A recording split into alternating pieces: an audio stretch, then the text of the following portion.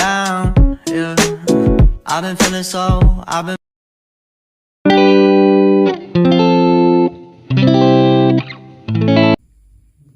Assalamualaikum warahmatullahi wabarakatuh. Perkenalkan, nama saya Delvindra Syafiah dengan absen 5 NIM 186311223055. Di sini saya akan menjelaskan perkembangan pemikiran Islam periode klasik yang diampu oleh dosen Ibu Dr. Zulfa Ismawati MPD.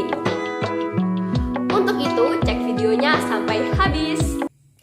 Menurut Harun Nasution, membagi perjalanan sejarah Islam secara umum ke dalam 3 bagian besar, salah satunya yaitu periode klasik yang dimulai pada tahun 650 sampai 1250 Masehi, yang digambarkan sebagai era umat Islam mencapai prestasi-prestasi atau puncak kejayaan.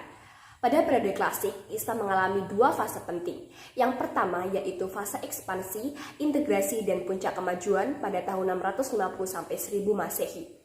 Pada fase inilah, Islam di bawah kepemimpinan para khalifah mengalami perluasan pengaruh yang sangat signifikan ke arah barat melalui Afrika Utara, Islam mencapai Spanyol, dan juga ke arah timur melalui Persia, Islam juga sampai ke India. Yang kedua yaitu fase disintegrasi pada tahun 1000 sampai 1250 Masehi yang ditandai dengan perpecahan dan juga kemunduran politik umat Islam hingga berpuncak pada terenggutnya Baghdad oleh bala tentara Hulagu.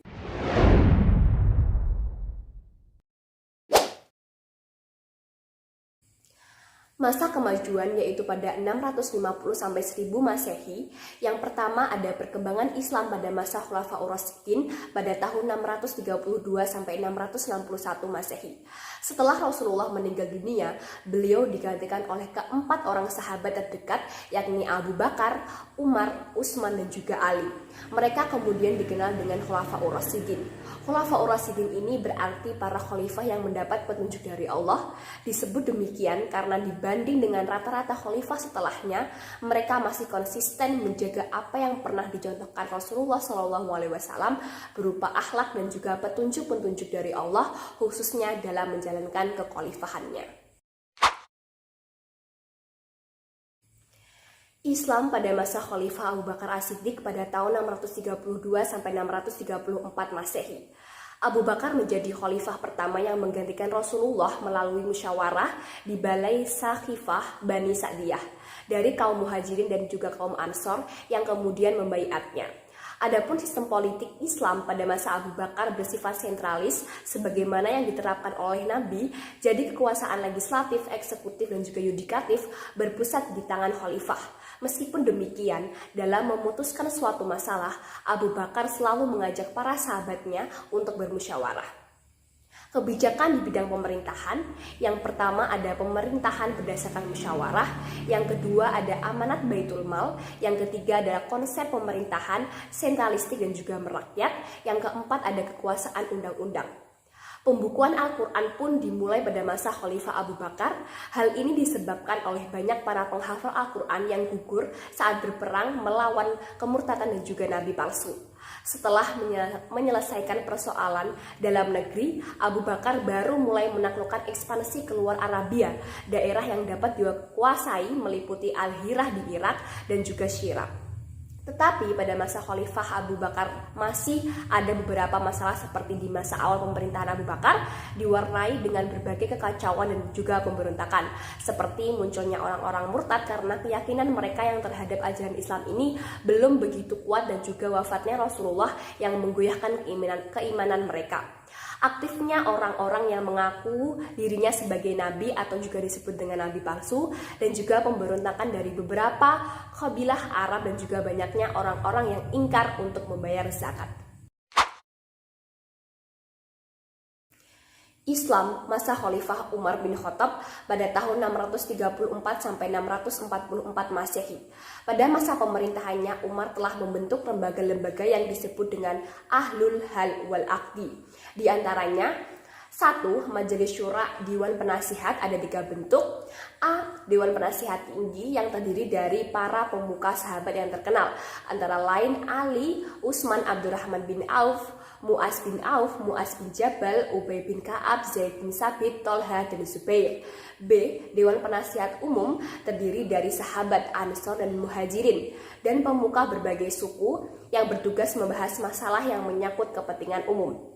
C. Dewan antara penasihat tinggi dan juga umum yang beranggotakan para sahabat Ansor dan Muhajirin yang dipilih hanya membahas masalah-masalah khusus. Yang kedua, Al-Khatib Sekretaris Negara diantaranya adalah Abdullah bin Arqam. Yang ketiga, Nizamul Mali, Departemen Keuangan yang mengatur masalah keuangan dengan pemasukan dari pajak bumi, ghanimah, jizyah, fai, dan lain-lain. Yang keempat, Nizamul Idari, Departemen Administrasi bertujuan untuk memudahkan pelayanan kepada masyarakat, diantaranya adalah Diwanul Jun yang bertugas menggaji pasukan perang dan pegawai pemerintahan. Yang kelima, Departemen Kepolisian dan penjaga yang bertugas memelihara keamanan dalam negara. Yang keenam, Lembaga Pengadilan untuk memisahkan kekuasaan eksekutif dan yudikatif. Yang ketujuh, Jawatan Pekerjaan Umum, Pendidikan, dan lain-lain. Umar bin Khattab juga menaklukkan Damaskus, Jazirah Arab, Palestina, Syria, Mesir, sebagian Persia, dan juga pasukannya berhasil mengalahkan 2 kekuatan besar saat itu, yakni Romawi di barat dan juga Persia di timur. Islam pada masa Khalifah Utsman bin Affan pada tahun 644 sampai 656 Masehi. Peta Islam semakin meluas pada masa pemerintahan Utsman. Armenia, Tunisia, Siprus, Rhodes, dan bagian yang tersisa dari Persia, Transonia, dan Tabrisan yang berhasil direbut. Ekspansi Islam pertama berhenti di sini. Kepemimpinan Utsman berbeda dengan kepemimpinan Umar. Ini mungkin disebabkan karena umurnya yang lanjut, diangkat dalam usia 70 tahun dan sifatnya yang lemah lembut. Selain itu, Utsman juga berhasil membentuk armada laut dengan kapalnya yang kokoh dan menggalau serangan-serangan di Laut Tengah yang dilancarkan oleh tentara Bizantium. Utsman berjasa membangun bendungan, ia juga membangun jalan dan jembatan, dan juga membangun masjid dan memperluas masjid Nabi di Madinah. Islam pada masa Ali bin Abi Thalib pada tahun 656 sampai 661 Masehi. Prestasi yang ditorehkan Ali bin Abi Thalib selama menjadi khalifah adalah diantaranya mengganti pejabat yang kurang cakap, membenahi keuangan negara atau Baitul Mal, memajukan bidang ilmu bahasa, bidang pembangunan di mana Khalifah Ali membangun kota Kufah secara khusus.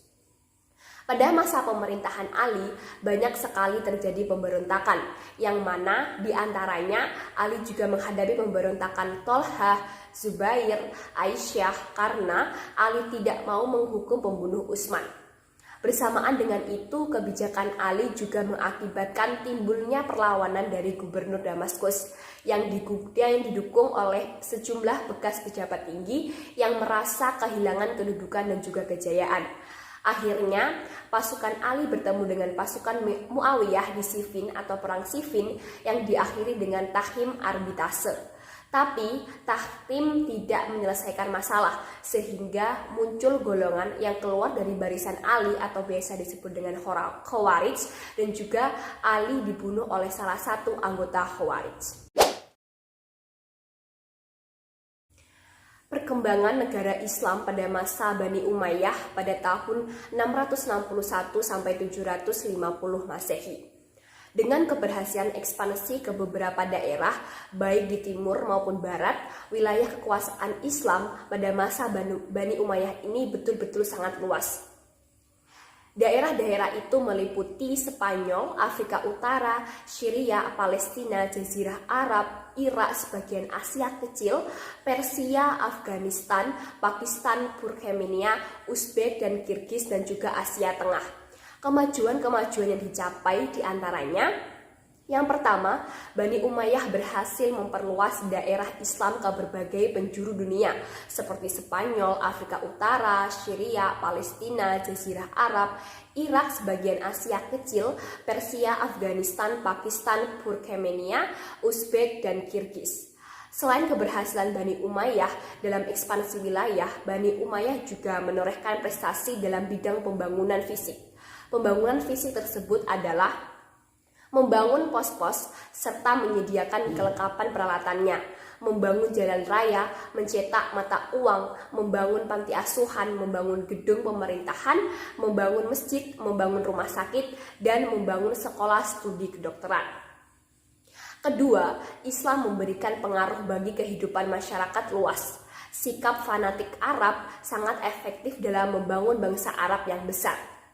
Ketiga, telah berkembang ilmu pengetahuan secara tersendiri dengan masing-masing tokoh spesialnya.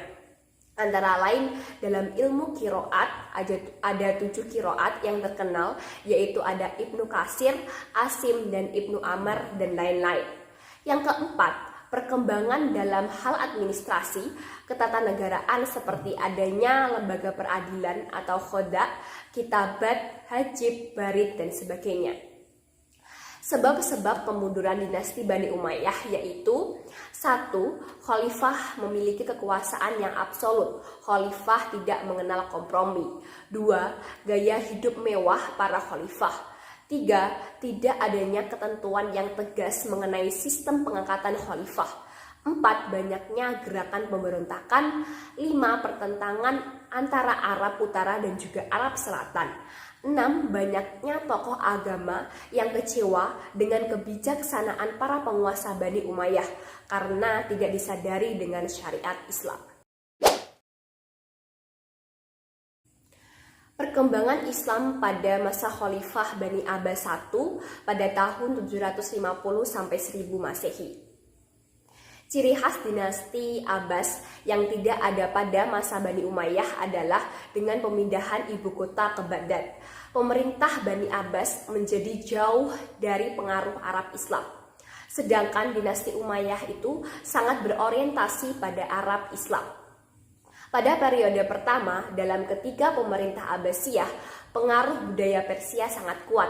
Pada periode kedua dan juga keempat, Turki cukup dominan dalam politik dan pemerintahan dinasti ini. Dalam penyelenggaraan negara, posisi wazir yang membawahi kepala departemen pada masa dinasti Abbas. Posisi ini tidak ada di masa pemerintahan dinasti Umayyah. Tentara profesional baru dibentuk pada masa pemerintahan Bani Abbas. Sebelumnya tidak ada tentara khusus yang profesional. Berdasarkan perubahan pola pemerintahan dan juga politik, para sejarawan membagi masa pemerintahan Bani Abbas menjadi 5 periode. Periode pertama 750 sampai 847 Masehi disebut periode pengaruh Persia pertama. Periode kedua 847 sampai 945 Masehi disebut masa pengaruh Turki pertama. Periode ketiga 945 sampai 1055 Masehi, masa kekuasaan dinasti Buaih dalam pemerintahan Khalifah Abbasiyah. Periode ini disebut juga masa pengaruh Persia kedua. Periode keempat 1055 sampai 1194 Masehi. Masa kekuasaan dinasti Bani Saljuk dalam pemerintah Khalifah Abbasiyah biasanya disebut juga dengan masa pengaruh Turki kedua. Periode kelima 1194 sampai 1298 Masehi, masa khalifah bebas dari pengaruh dinasti lain, tetapi kekuasaannya hanya efektif di sekitar kota Baghdad. Pada periode pertama, pemerintahan Bani Abbas mencapai masa keemasannya. Secara politis, para khalifah betul-betul tokoh yang kuat dan memiliki kekuasaan politik dan agama. Di sisi lain, kemakmuran masyarakat mencapai tingkat tertinggi. Periode ini juga berhasil menyiapkan landasan bagi perkembangan filsafat dan ilmu pengetahuan Islam. Namun, setelah periode ini berakhir, pemerintahan Bani Abbas mulai menurun bidang politik, meskipun filsafat dan ilmu pengetahuan terus berkembang. Popularitas Daulah Abbasiyah mencapai puncaknya di zaman Harun ar-Rasyid 786 sampai 809 Masehi dan putranya Al-Ma'mun 813 sampai 833 Masehi. Kekayaan negara berlimpah dan dimanfaatkan untuk membangun keperluan sosial, rumah sakit, lembaga pendidikan, kedokteran, dan farmasi didirikan. Pada masa ini penerjemah buku-buku digalakkan.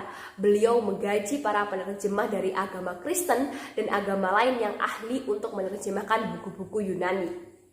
Mendirikan Baitul Hikmah, pusat penerjemah yang berfungsi sebagai perguruan tinggi dan perpustakaan yang besar. Pada masa Al-Ma'mun, Baghdad mulai menjadi pusat kebudayaan dan ilmu pengetahuan. Demikianlah kemajuan politik dan kebudayaan yang pernah dicapai oleh pemerintahan Islam pada masa klasik.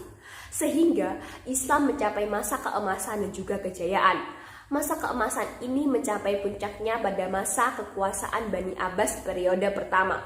Namun sayang, setelah periode ini berakhir, Islam mengalami kemunduran atau disintegrasi.